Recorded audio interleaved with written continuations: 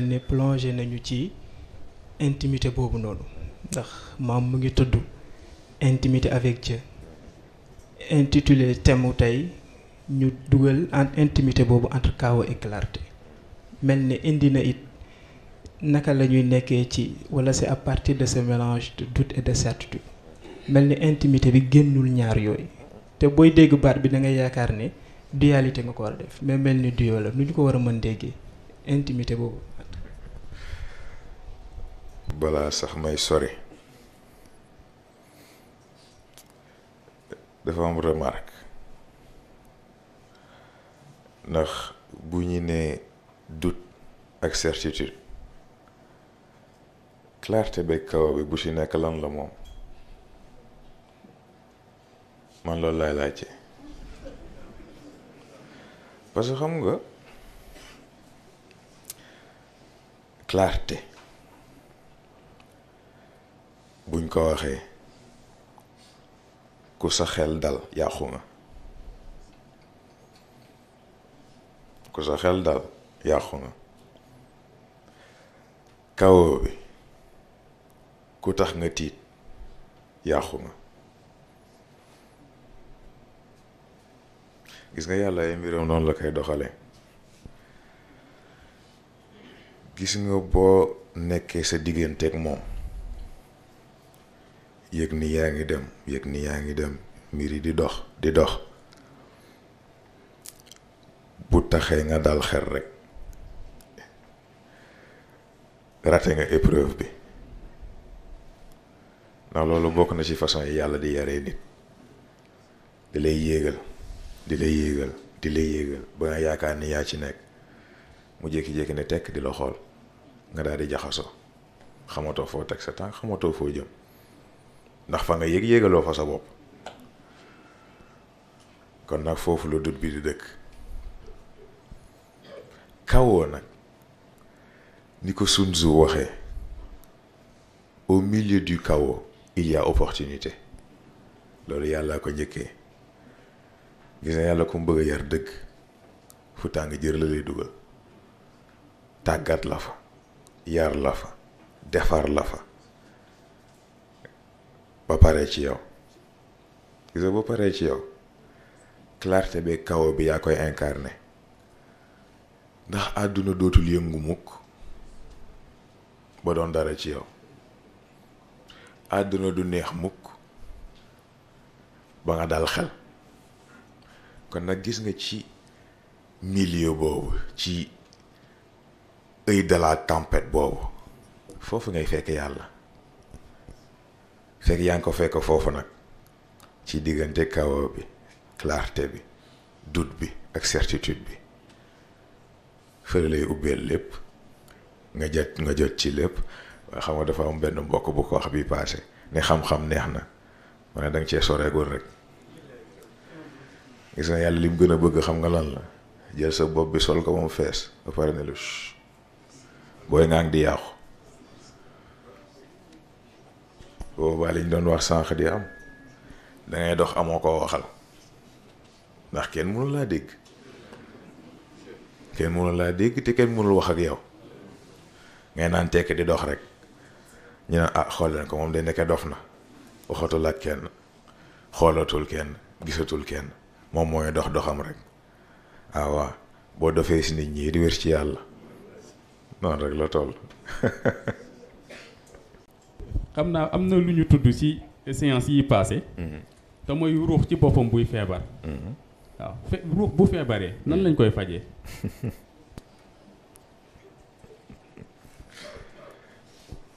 ruux bu feebaree dafa fekk ni source am lañ dagg. lan mooy daggu source gi te mooy jëmm ji di doxal lu borom bi d'accord fekk looloo ngay am source bi day xëy dagg waaye ruux moom it comme digganteem ak borom dara jaralu ko moom it mu dagg ak jëmm ji mu nekk entre les deux na jotatul ci boromam jotatul ci mbindeef gi kon nag foofu lu ko ciy génne moo tax ko yaakaar ni kilifa ci jëmm yi la yam xamoo li xew loolu dafa bokk ci seen rôle. ruux yooyu feebar di dox gisatuñu déggatuñu yëgatuñu ñu jël leen tette leen aar leen tàggat leen jox leen seen garab laa ilaha illallah muhammadu rasulullah te mooy danse cosmique boobu góor gi doon jàngale nii rek bu yàlla jëlee wàllam jël yonent bi jox ko yonent bi jël wàllam jëriñ li mu war a jëriñ delloo yàlla moom it mu garantir luy dox fa lay doxe luy baax fa lay baaxe luy barkeel fa lay barkeele loolooy garabu ruux. mu mel ni da nga tontu question suivante bi sax. ndax loolu la woon. ndax keroog biñ ciy wax. ñu ngi doon tudd sax soirée dansante. waaw sunu doyen bi dañu non da ngeen di wax concert. waaye soirée dansante bi loolu lañ si jublu woon. ndax ku xam soirée da ngay fekk kii nga bëgg a feccal mu toog. waaw nga invité ko. waaw mademoiselle voulez-vous danser avec moi. waaw ndax yaa njëkk a jàngal danse cosmique boobu. waaw li neex sunu daara ji mooy loolu lépp la ñuy jàng.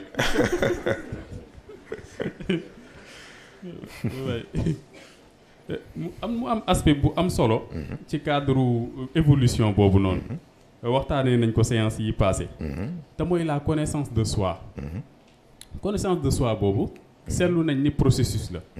ndax jàngal nga ñu ci moment de vérité. ci orgueil muy gëm sa bopp boobu. boo ko nit di faj te muy péché capital la. boo ko nit di faj day dem ci vertu impériale bi tolloog moom. te mooy mu xam boppam. bi ñuy def ay gëstu ci xam sa bopp boobu. ñëw nañ ba fekk benn catégorie bu sunu borom tudd ci alquran. daan ne waa Ibaadu Rahman. ñenn ñi xëy na am na feneen fu ñu koy féetale. mais ñun ni ñu ko déggee mooy waa Ibaadu Rahman les gens d'équilibre. allazina yamshuuna alal ard hawnan ayant toutes les raisons de se singulariser. parce que pour ñun ku évoluer bu ñu tuddee li Ibaadu Rahman. def nga yitte. donc allazina yamshuuna alal ard hawnan ayant toutes les raisons de se singulariser. wa iza xaatabahumul jaahiluuna quand ils se retrouvent dans les causes collectives xaaloo salama ils prônent la stabilité générale. mu mel ni connaissance de soi boobu noonu. bu nit bëggee entamer processus bi nan la koy defee. bi ci gën a wér ci suñu gis-gis te ñi ko ñeme bariwul wéet ndax gis nga fekk leneen na nga fa doo tal sa bopp walla boog di nga tal sa bopp waaye doo bëgg a wéet ak sa bopp.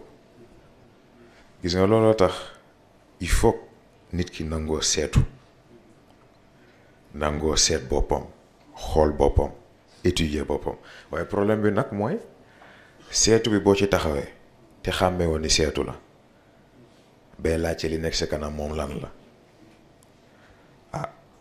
kon boobu problème am na.